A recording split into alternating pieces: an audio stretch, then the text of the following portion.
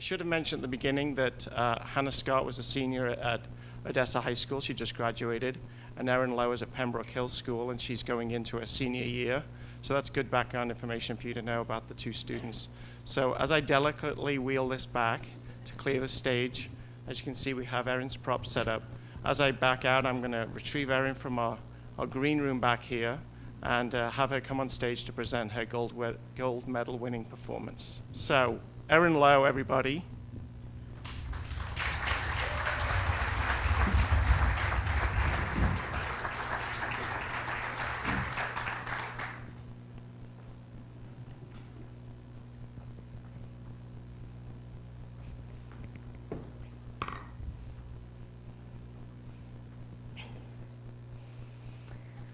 Hi, my name is Erin Lowe, and today I will be presenting Suffrajitsu, the women who fought back. Edith Garrard once said that jiu-jitsu, which is defined as the soft art, is the art of balance and leverage. In the early 1900s, suffragists all over the world were learning just how difficult it would be to acquire the vote for women.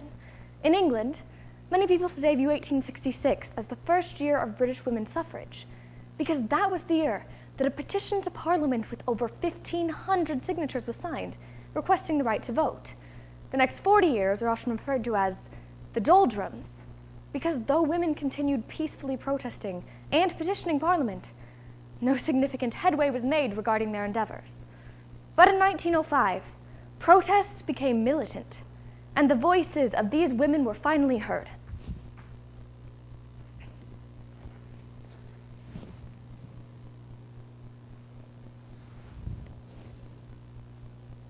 Ladies and gentlemen, thank you so much for joining me here today. You know, I often pass women on the street who appear to be helpless, but that is not who we are. Our strength lies within us, but so often we are told that we are weak.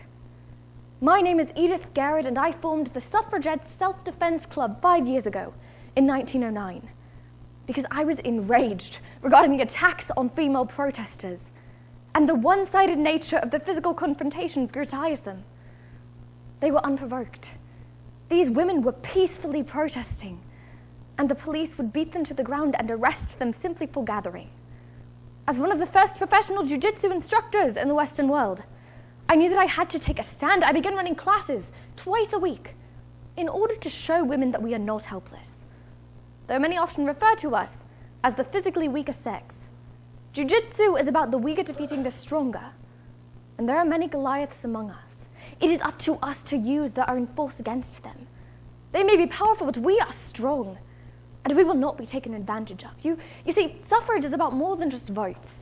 It is about redefining women's roles within our society and proving our intellectual equality.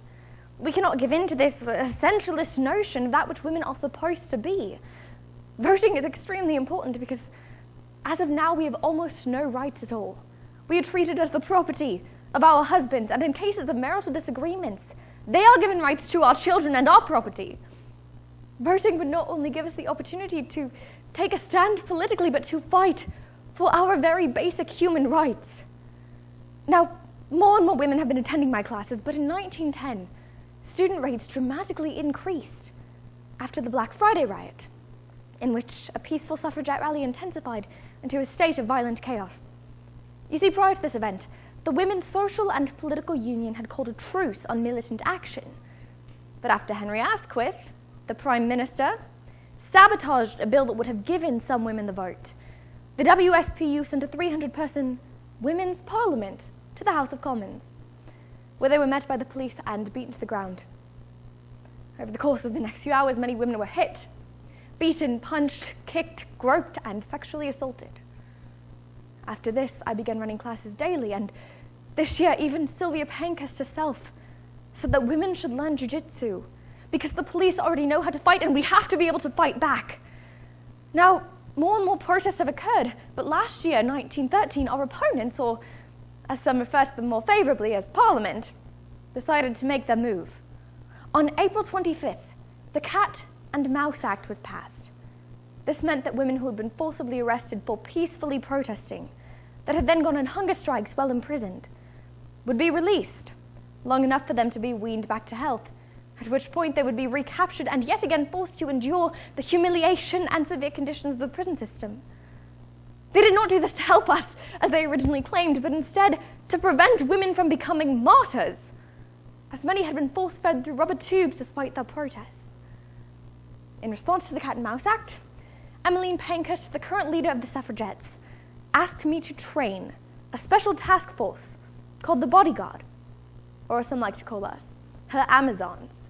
It consists of almost 30 athletic young women willing to learn jiu-jitsu and provide security at suffragette rallies.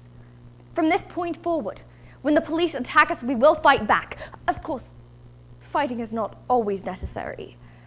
You know, once, after a protest, the police were chasing us, and we fled through back alleyways to my dojo, and when the police came to the door, we just appeared to be a group of women, innocently practicing jiu-jitsu. With our weapons hidden beneath mats, they had no reason to believe otherwise. You know, interestingly, these hardwood Indian clubs were originally intended for use within exercise classes, but they are the optimal size to fit within a bustle. Of course, I do not advocate for unprovoked violence. The majority of our militant action consists of destroying property, not people. Nevertheless, we will act in self-defense if need be. It is up to us to be the face of women everywhere, as political propaganda already depicts us as such. As I once said in an interview in 1910, in this art, all are equal, little or big, heavy or light, strong or weak. It is science and agility that win the victory. Is this not a forecast of the future? Science, quickness, vitality, and brains are surely equal to brute strength in politics, as well as in fights. We have been asking nicely for over 50 years and have seen little change. Thus it is time to act. As Emmeline Pankhurst promotes, deeds, not words. We will let our actions speak for us, and they will have no choice but to listen.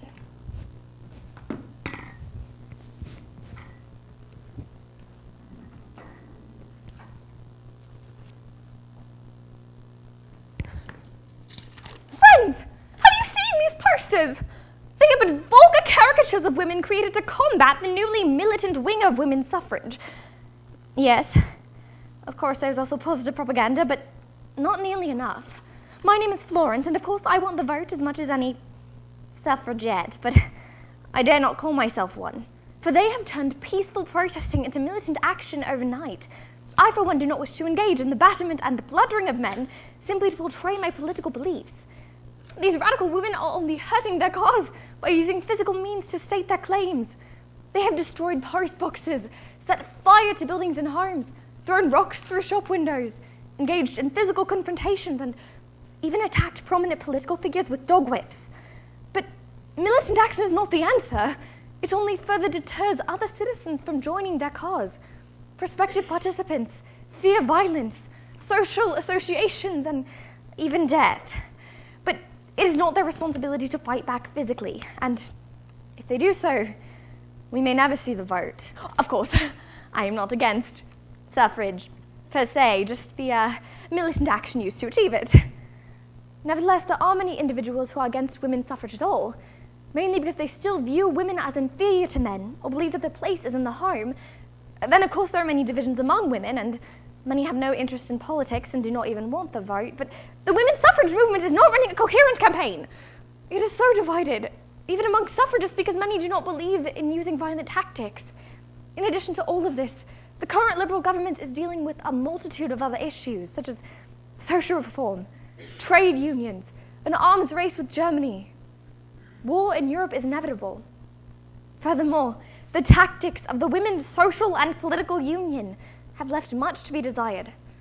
Many people are now saying that women do not deserve the vote if they act in this way, and personally, I think that they have only moved their cause backwards, but who knows?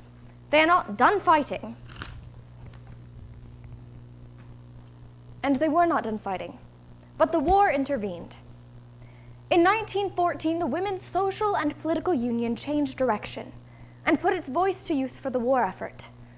Yes, eventually they did obtain the vote for women over the age of 30 in 1918, and voting equality in 1928. But social equality still does not exist. And we are not done fighting. It is more important now than ever to reinforce these notions of equality within our society, because though these women did achieve amazing feats, they did not create equality overnight. Because there are many countries today in which women still cannot vote, because women are still catcalled on the streets, because a wage gap of 21 cents is too much to throw away, because 1 out of every 6 women will be a victim of sexual violence in her lifetime. This movement wasn't truly about militancy. It was about equality. And it was a start. Regardless of the methods that these women used to state their claims, they said something. They didn't remain passive and demure as they were told to. And whether or not one agrees with their tactics, it is undeniable that they took a stand for that which they believed in. So let us learn from this. We may not agree on solutions, but let us first agree on problems, and then let us solve them together. Our society is not perfect, but as long as we recognize this fact and do our best to advocate, speak out, and truly listen to one another, then we will be one step closer to creating a brighter future for everyone. Thank you so much.